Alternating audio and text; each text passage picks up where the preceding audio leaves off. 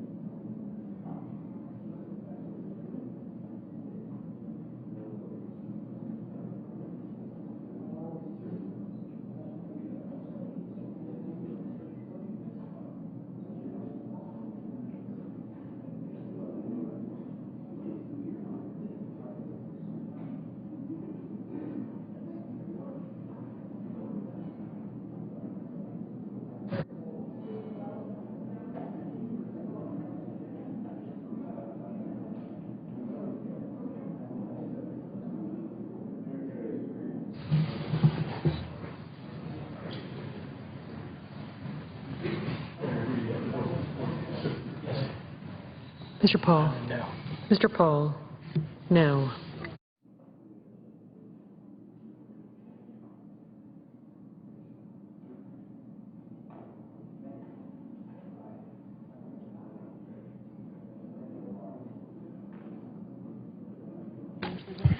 Are there any senators in the chamber wishing to vote or wishing to change their vote?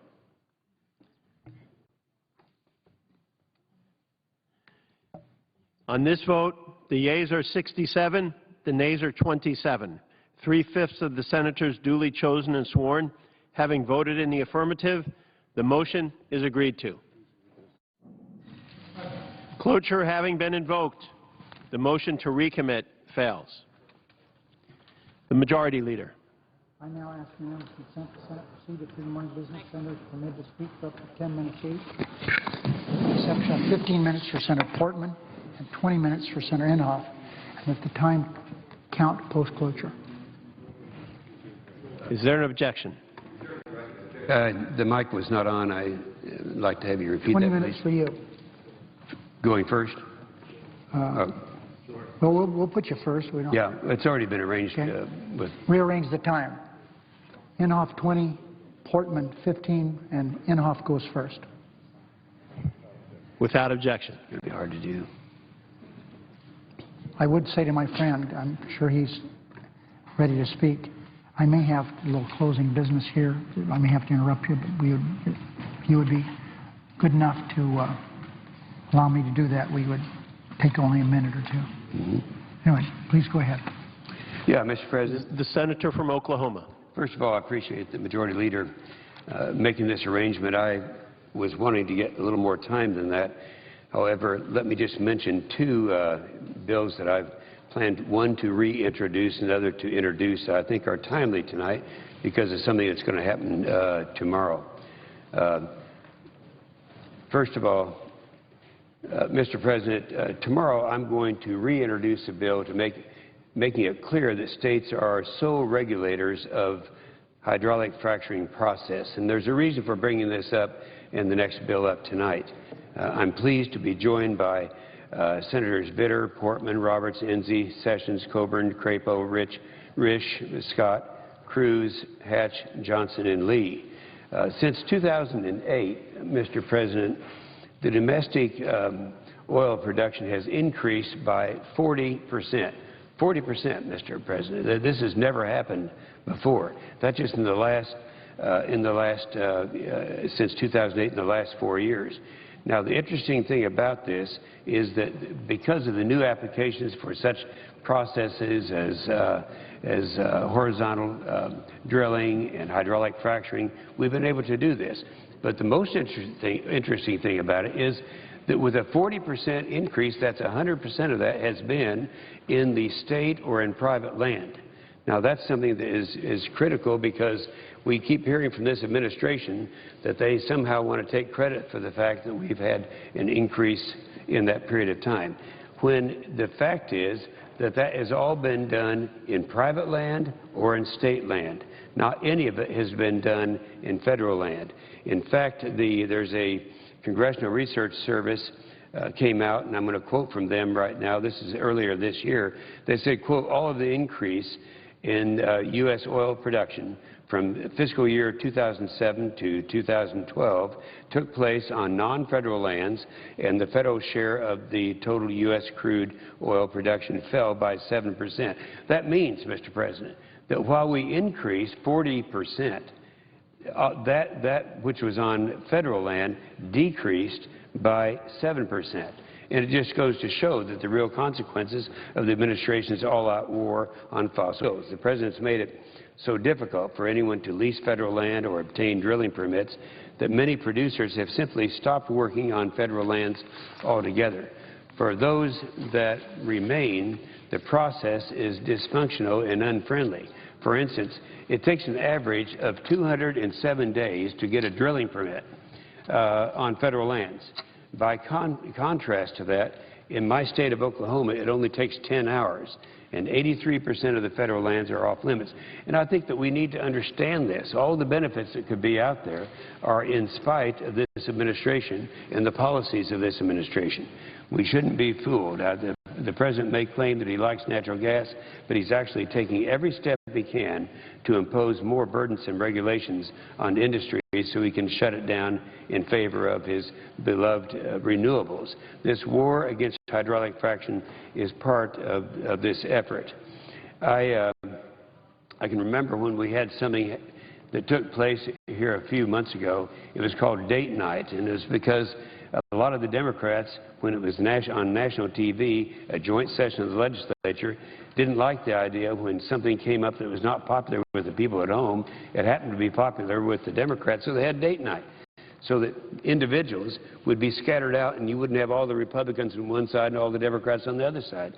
And I thought it was kind of interesting because I won't mention her name, but one of my very good friends who happens to be a liberal Democrat, when the President stood up and he made the statement, he said, now there's an abundance of good, clean, natural gas that we can have for the future. And I nudged her and I said, are you listening to this? And she said back to me, well, now just wait a minute, you're going to hear something else. And he came out and this is what he said. He said right after that, he said, quote, we will be requiring all companies that drill for gas in public lands to disclose the chemicals they use because America will develop this resource without putting the health and safety of our citizens at risk, which is other words for, well, however, we're not going to be doing hydraulic fracturing.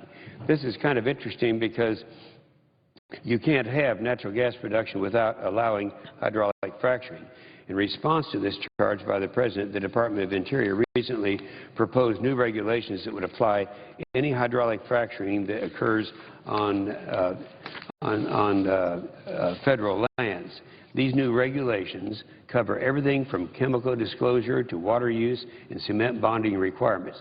They add a massive new layer of regulatory compliance to any operator looking to develop reserves on federal land at a cost as much as $250,000. It costs that much more with no environmental benefits. And let me, you might ask, why no environmental benefits?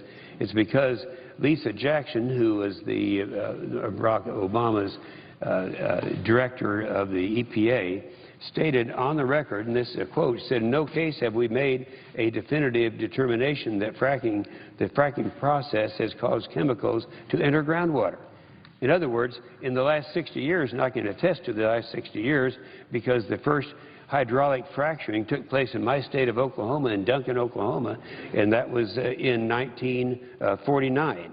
And since then, over 1 million wells have been fracked without any groundwater contamination. Well, I'm happy. So why would the President want to take the authority away from the states if they have such an excellent track record? It's because of his war on fossil fuels. And I think to combat this, I'm introducing the fracking regulations are effective in state hands.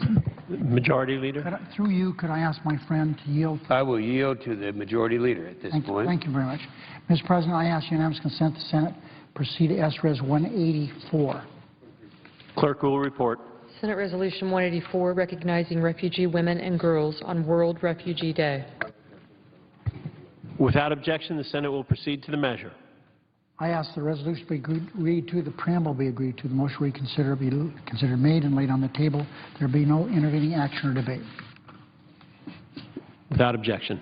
I ask consent that we now proceed to S-Res 185. The clerk will report. Senate Resolution 185 to authorize representation by the Senate Legal Counsel in the case of R. Wayne Patterson v. United States Senate et al. Without objection, the Senate will proceed to the measure. Mr. President, I ask consent the resolution be agreed to, the preamble be agreed to, the motion reconsider be considered made and laid on the table. There be no intervening action or debate. Without objection. I now ask unanimous consent that when the Senate completes its business day, adjourn until 10 a.m. tomorrow morning, June 25th. Following the prayer and the pledge, the morning hour be deemed expired. Journal proceedings be approved to date. Time for the two leaders be reserved for use later in the day. Following any leader remarks, the Senate being a period of morning business for an hour, senators permitted to speak for up to 10 minutes each, with the time equally divided and controlled between two leaders or the designees, with the majority controlling the first half, Republicans the final half. Following the morning business, Senate resumed consideration of the immigration bill. The filing deadline for first-degree amendments to the committee report as substitute be at noon tomorrow. Further, that the Senate recess from 12:30 and 2:15 tomorrow our weekly caucus meetings. At all time during adjournment, recess, morning business, and executive session, count post-cloture on Leahy Amendment number 1183 is modified. Without objection. Mr. President, if there's no further business to come before the Senate, I ask that it adjourn under the previous order. Following the remarks of Senator Portman, and my friend indicated he'd like to speak for more, so should I add more time to this? Yes, So another 20 minutes? Or you want 30? Yes, I would ask unanimous consent that my remarks appear in the record as if not interrupted, and my 20 minutes will begin over. Okay, that'll be fine. So following the remarks of Senator Portman and Senator Inhofe for up to 20 minutes each. Without objection. All right, Mr. President, the bill that I'm talking about simply makes it clear that states are the sole regulators of hydraulic fracturing, as they have been for the last 60 years. It includes federal lands located with the borders of a state, so my bill would render the President's new regulations moot and ineffective and keep states in the driver's seat of effectively regulating the process. And I urge my colleagues to support this. This is something that would be a major effort. If you stop and think about the people talking about the bad economy and all of that, you just go to the oil states and see what has happened. We could be enjoying this prosperity all throughout the country. We used to think of the oil and gas production as being primarily in the western part of the United States. However, that's not the case anymore. With the Marcellus chain, we're talking about Pennsylvania and New York and other states that could have great benefits by opening this up. And to do this, we would like to continue the state regulation of hydraulic fracturing as it has been in the past. And Mr. President, I have another bill that I'm going to be introducing, and I think it's important, and it closely relates to this and the speech that the President is going to make tomorrow. First of all, the 10th Amendment to the Constitution says the powers not delegated to the United States by the Constitution nor prohibited by it to the states are reserved to the states respectively or to the people. Now, that's something that we all know. We learned this many years ago when we were in school. Today, the framers would be shocked to know that government's annual budget is near $4 trillion a year with consistent $1 trillion deficits under the Obama administration. They would also be astonished to know that the federal government is involving itself in nearly every facet of American lives. Ranging from the absurd, like protecting the small burrowing beetle in eastern Oklahoma, to the offensive, like mandating that private companies provide contraceptives to employees despite objections or of conscience. You know, I was reading a book. A friend of mine who's deceased now, Bill Bright, had a book that he has on kind of a daily message that he sends out.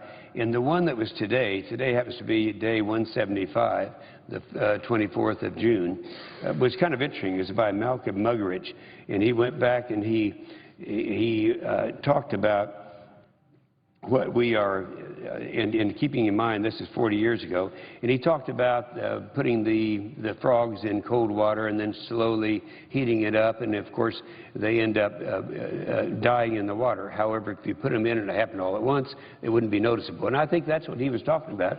And yet he said, this isn't happening today, but it could happen. And I wonder if he were around today, what he would say. This isn't the way it's supposed to be. The 10th Amendment was supposed to be robust. James Madison, in Federalist Papers 139, wrote, in this relation, then, the proposed government cannot be deemed a national one, since its jurisdiction extends to certain enumerated objects only and leaves the several states to a residuary and inviolable sovereign over all other objects. That was James Madison in the Federal Papers. And he continues to say that the powers delegated by the proposed Constitution to the federal government are few and defined. Those which are to remain in the state government are numerous and infinite. The former will be exercised principally on external objects as war, peace, negotiation, and foreign commerce. The powers reserved to the several states will extend to all of the objects which, in the ordinary course of affairs, concern the lives, liberties, and properties of the people and the internal order, improvement, and prosperity of the state. You know, we talk about the Constitution a lot, and yet people seem to forget the very important parts of the Constitution. And given this, it should come as no surprise that for the first 100 years of our history, as states were added to the Union, the federal government sold off vast quantities of its land.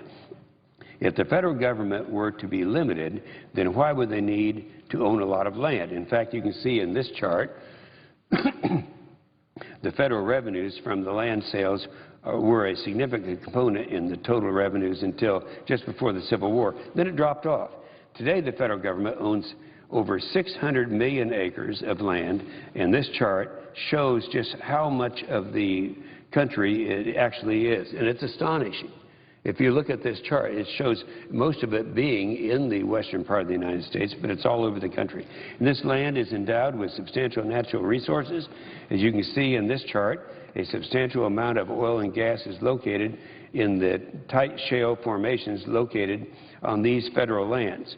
Now, these are federal lands. It shows a great potential out there.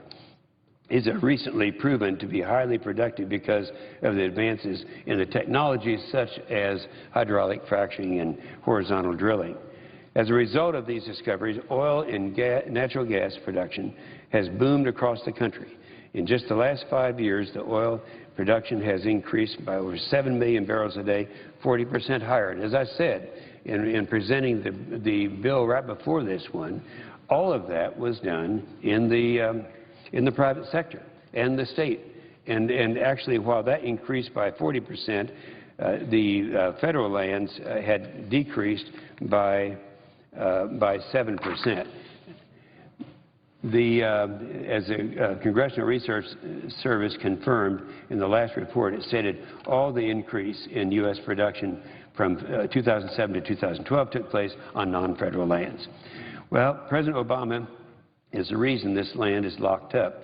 He has made it impossible for new oil and gas production to occur on federal lands. And in addition to working to shut down development in areas like western Oklahoma by proposing to list the lesser prairie chicken as an endangered species, he's made the process of drilling on federal lands so difficult that it takes 300 days to get a drilling permit from the federal government, while it only takes 10 hours to get one from Oklahoma. Further, 83% of the land is off limits to oil and gas production.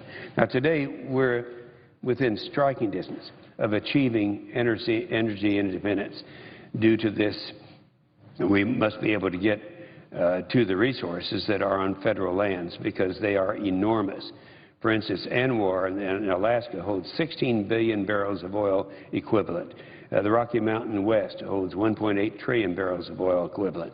If we expanded oil and gas production to its full potential in all federal areas, the impact would be astounding. The Institute for Energy Research recently issued a report based on the most recent government data about these off-limits lands and showed that if we enacted policies that allowed aggressive development of these federal lands, the process would generate $14.1 trillion in economic activity and create 2.5 million jobs and reduce the deficit by 2.7 trillion.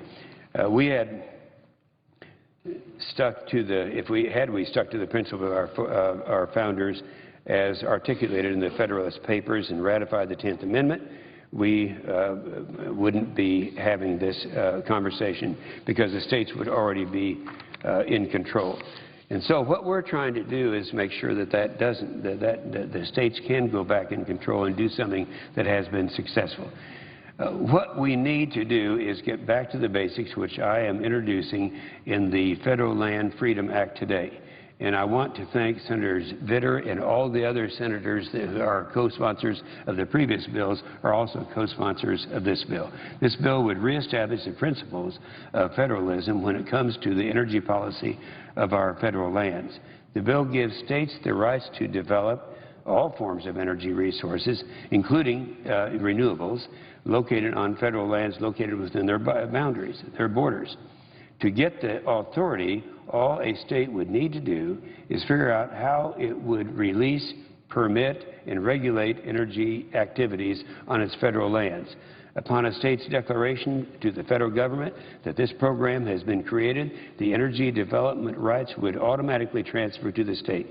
The federal government would retain ownership of the land and its resources, and the royalty share would remain unchanged. A split 50-50 between the state and the federal government, as enumerated in the Minerals Leasing Act. The Energy Information Administration on Friday said that the United States could become a net oil exporter by 2040. And this bill could make it happen much faster than that. There's a guy named Harold Hamm, a CEO, arguably one of the most successful, maybe the most successful independent operator in the country.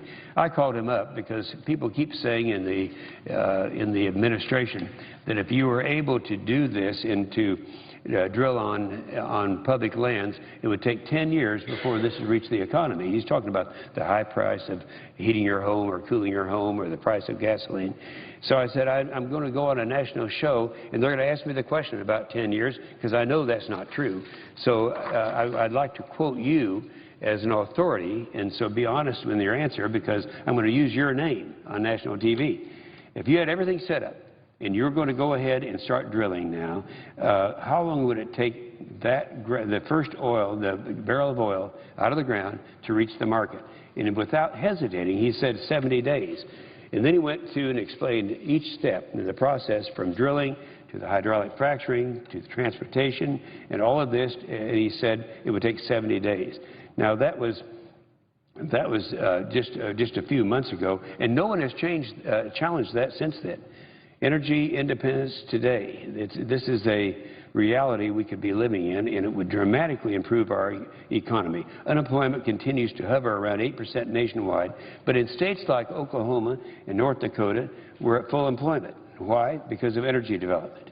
With greater development of federal energy resources, we would see dramatic improvement in our economy, and there's simply no reason not to do it. And the states have clearly demonstrated that they're capable of handling oil and gas development processes and regulations. They've been doing it for 100 years on state and private lands. Why shouldn't they be able to do it on federal lands as well? And I think the 10th Amendment trusts the states, and the Senate should do the same thing. Now, I bring this up now because tomorrow there's going to be a speech. It's going to be President Obama is going to give a speech on, I would say, global warming, but they don't call it that anymore, because since the globe isn't warming, they now call it, it's a climate speech. And the unilateral first steps to regulating greenhouse gases under the Clean Air Act. Now, we're talking about power plants and new and existing plants. Energy efficiency of appliances, he's going to be talking about that. He's talking about renewable energy production on federal lands. But he will not be talking about the cost of these regulations. We all remember what he's already done. Utility MAC went in, limits on mercury, coal, and oil-fired power plants, $100 billion cost, 1.65 million jobs lost. Boiler MAC. By the way, MAC, M-A-C-T, means Maximum Achievable Control Technology. And what this administration has been trying to do is mandate emissions that are below the technology to get there. Boiler MAC set strict new limits on emissions of hazardous air pollutants from industrial and commercial boilers, costing $63.3 billion and 800,000 jobs. And the same thing is going on now with what he is not talking about, but what he's planning on doing. Ozone, for example. Ozone, the next ozone that he's going to be promoting, from the information we have now, would put 2,800 counties out of attainment, including every county in my state of Oklahoma. It could result in 7 million jobs and hundreds of billions in costs. Shut down oil and gas production in western Oklahoma. Greenhouse gas for refineries, first ever greenhouse gas limits on refineries, the second largest emitter of power plants. What we're talking about here is if he's going to be able to go through and continue in his effort, in his war on fossil fuels, he's going to attempt to do it through the regulations. Let's keep in mind that he tried, and they have been trying, I should say, since 12 years ago, that was the Kyoto Treaty, to regulate through legislation, all the way up until the most recent bill, which was the the bill that was defeated last year, the Waxman-Markey bill, and that would have regulated emitters of those who emit 25,000 tons or more. Now, that was bad. That would have cost about $400 billion a year. However, if he is successful, he being the president, in doing this through regulations, what he couldn't do through legislation, it would be under the Clean Air Act, and it wouldn't be regulating those who emit 25,000 tons or more. It'd be 250 tons or more. It would affect every school, every hospital, every apartment building. Now, I would like to have people aware of that as the President makes his speech tomorrow. I know he has an obligation. I know that prior to the last election, he would not come out with these regulations because he knew that would be damaging to his reelection efforts. However, now he has that commitment to the far-left community who would like to shut down the United States and the energy that keeps it running. So let's be attentive to what he says tomorrow, and I'll be anxious to respond to his speech at that time. In the meantime, we do know for a fact that we have the ability to be totally independent from any other country or anyone else in providing our own energy to run this machine called America. And I thank the President. And I yield the floor to my friend from Ohio. The Senator from Ohio.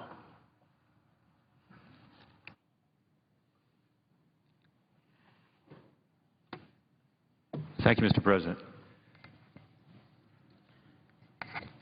Mr. President, I rise today to talk about the immigration bill that's before the Senate this week.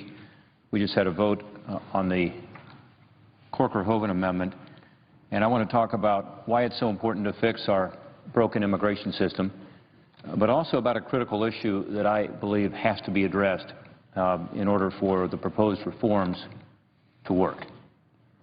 I want to begin by acknowledging the hard work of a number of my colleagues, including 4 Republicans and 4 Democrats who came together and spent months negotiating the bill we're now considering. They've showed a lot of courage in addressing a tough issue. It's a tough issue politically. It's a difficult issue in terms of the policies. I also want to recognize Senators Hoeven and Corker who offered that amendment today, and many of the changes they have in that amendment I think are a step in the right direction because they provide more enforcement for immigration laws. And I think we have to guarantee that there is a meaningful enforcement that's coupled with any legal status for people who are now living in the shadows. I think that enforcement must include strong border protections. That was talked about a lot on the floor today. It also has to include enforcement of the visa system, so a entry-exit system for visas that is really effective. And finally, it has to include workplace enforcement.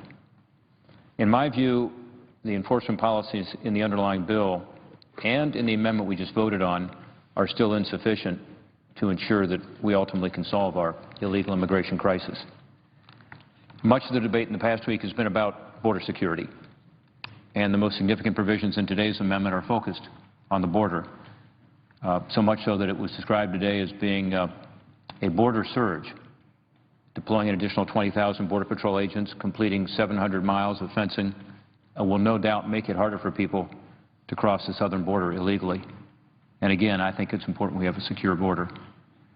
But in reality, no matter how many miles of fence we build and no matter how many agents we station along the border, I truly believe people will continue to come to this country illegally as long as they believe that America offers them a better life and a better job.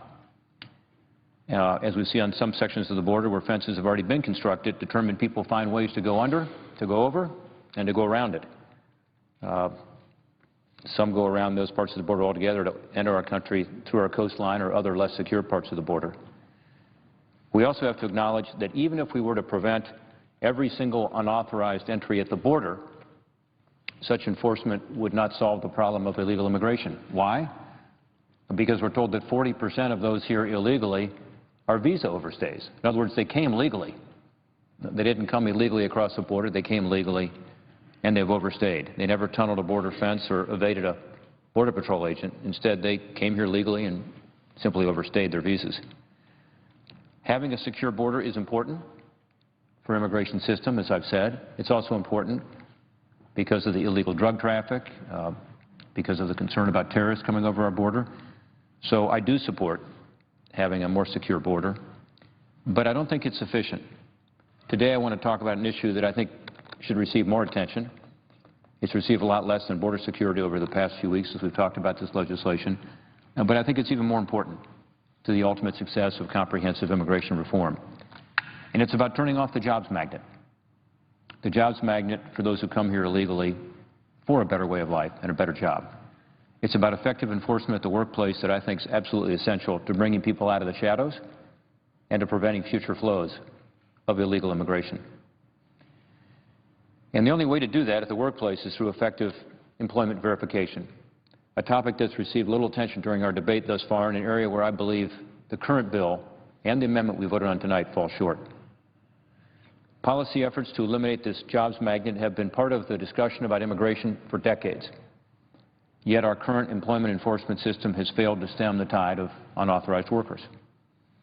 I'm pleased that the underlying bill would mandate the use of an electronic employment verification system called E-Verify. But the bill does little to address the inadequacies of the E-Verify system itself, including the widespread use of false documents.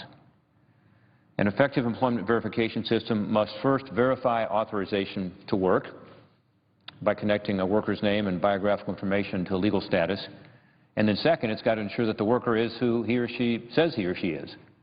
In other words, connecting an individual to a specific name in an identity record.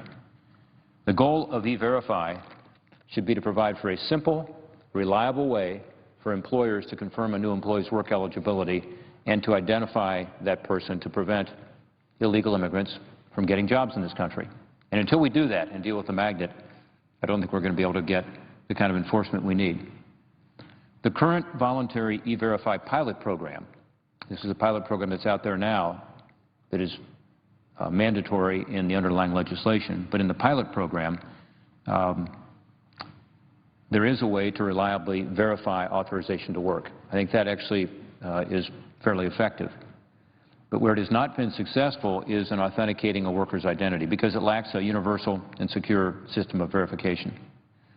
The best recent study of the E-Verify pilot, by the way, shows that 54% of unauthorized workers are getting through the system.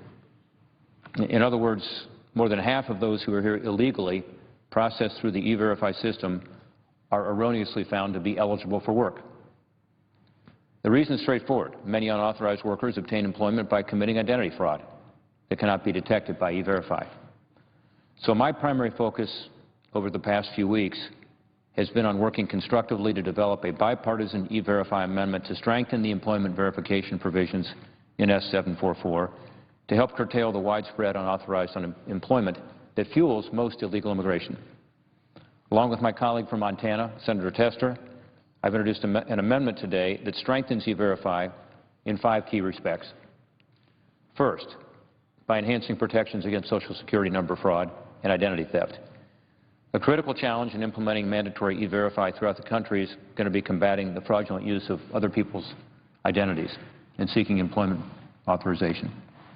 S-744 seeks to address this challenge by allowing individuals to lock in their Social Security numbers for purposes of E-Verify and requiring audits of suspicious E-Verify activities. The amendment also requires the Social Security Administration to include in all of our annual statements we get from Social Security about all E-Verify queries that have been placed during that year, and for us to have a toll-free telephone number to be able to call folks if there's been a misuse of that number. This will allow us to be on guard against unauthorized workers fraudulently using our personal information to seek and obtain work. Our amendment also requires the Department of Homeland Security to notify individuals when they identify suspected Social Security number fraud in the E-Verify system. The amendment also allows the Department of Homeland Security to build on successful pilot programs in Florida and Mississippi to allow E-Verify to validate driver's licenses and state-issued ID cards with information provided by the state motor vehicle administrations. This step is critical to stopping the pervasive use of fake driver's license in the E-Verify process. But in doing so, we must also protect personal privacy. So the Portman-Tester amendment prohibits DHS from maintaining this information in a federal database or transmitting that information except for the purposes of E-Verify. Our amendment also requires regular referrals from the U.S. Citizenship and Immigration Services, USCIS, to Immigration and Customs Enforcement, ICE. identifying fraudulent Social Security number use and fake documents presented during the E-Verify process for investigation and appropriate enforcement action. And it provides for DHS outreach and training to assist employers in preventing identity fraud and strengthening hiring practices. Only with all these tools and efforts can we expect to curtail the widespread use of identity fraud and help prevent unauthorized employment. The second focus of our amendment is to strengthen the identity authentication aspects of E-Verify and ensure the system includes robust data privacy protections. To improve the accuracy of E-Verify, the underlying bill expands the use of a new photo matching process called Photo Tool, which enables employers to match a new employee's photo ID with a digital E-Verify image. Currently, photo matching is limited to documents for which there's a verified photo in the E-Verify system. Unfortunately, for more than 60% of us, 60% of Americans, there is no such data in the file because we don't have a passport or we don't have an immigration document. The bill, therefore, relies on states to give the Department of Homeland Security access to driver's license photos. But based on our experience with the Real ID Act of 2005, very few states are likely to comply. There's no assurance that all or even most states will voluntarily participate in this kind of a program. So while the underlying bill provides some funding and grants to ease state compliance, we believe that the amount they provide may understate the cost to most states. So to help make Photo Tool actually work, our amendment doubles the available grant monies for states that share Department of Motor Vehicle information and photos, and it ensures that the states are fully reimbursed for whatever their actual compliance and participation costs are, providing an incentive for states to participate. It also clarifies that Photo Tool will be fully integrated into the E-Verify system and that it must be implemented in time for the rollout of the mandatory E-Verify throughout the country. So it brings Photo Match into the E-Verify system to provide for better enforcement at a time when some workers are going to be provided a legal status.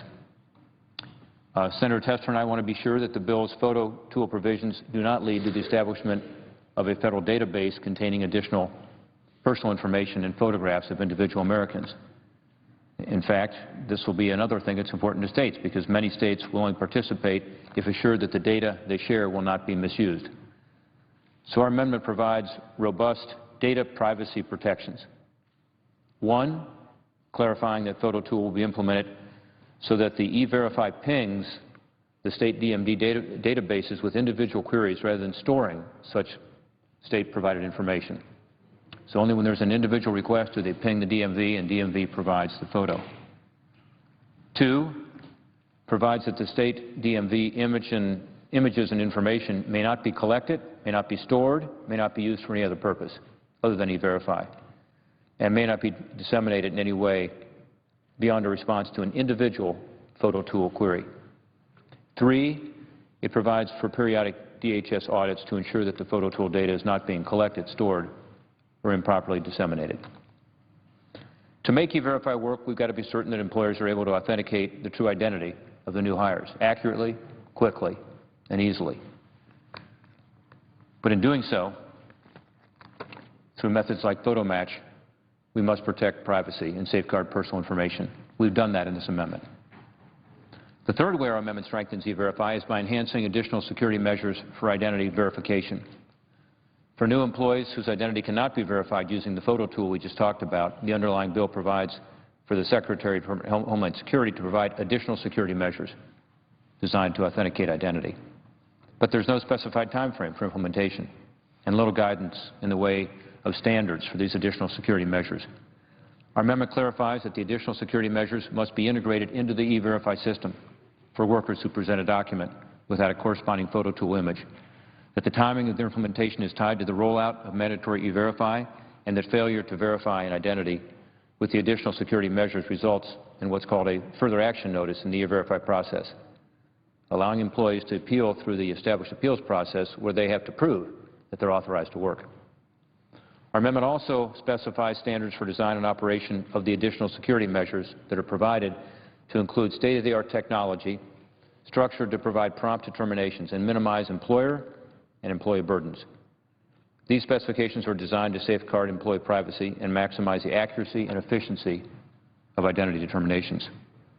And the amendment permits employers to choose with advance notice to DHS to use the additional authentication measures on all new hires, rather than only in cases where no digital image is available for a photo tool match. For a number of employers, that's important. A fourth section of our amendment clarifies protections for employers who seek to comply with E-Verify procedures in good faith. The underlying bill mandates nationwide rollout of E-Verify and also increases employer sanctions, penalties for employers who do not comply with the mandated employment verification process. The bill's provisions seek to ensure that employers will not engage in unfair immigration-related employment practices, expanding both the grounds and penalties for such practices. Employers will therefore face the often challenging task of ensuring compliance with these new employment verification obligations while simultaneously avoiding an expanded set of unfair immigration-related employment practices. Our amendment simply provides that there's a safe harbor protection to employers who comply in good faith with the requirements of the mandatory employment verification system.